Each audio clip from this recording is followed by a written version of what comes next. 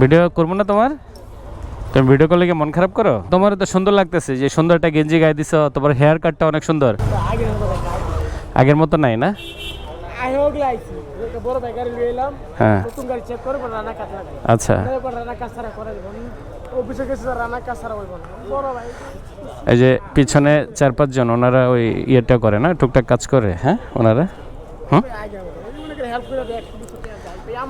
মানে বুঝছে হেল্প করে 100-200 যা পায় আর কি। আর তুমি তো আমার বলবা না, ঠিক আগের মতো তো আর নাই। চুরি তো কমছে কিছুটা। আচ্ছা চুরি না, ধান্দা একটু কমছে তো, কমছে না একটু? আমার তোমার ইনকাম কেমন বলো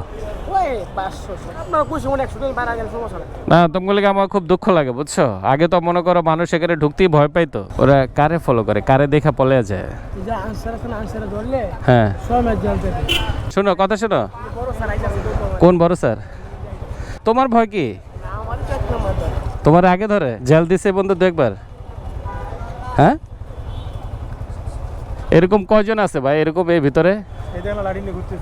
লাডি নিয়ে ঘুরতেছেন না? এত কিচ্ছা কাহিনী দেশে, এত কিছু, এরপরেও মনে করেন এখনো রয়ে যায় এগুলো ভিতরে। ছোট বড় বয়সে ভ্যারাইটিস রকম দালাল এখনো রয়ে গেছে, যারা বিভিন্ন কায়দা কানুন করে এখনো গ্রাহকদেরকে বিরক্ত করে। কারো কাছ থেকে 200, কারো কাছ থেকে 500, সুযোগ বুঝে যার কাছ থেকে যেভাবে নিতে পারে।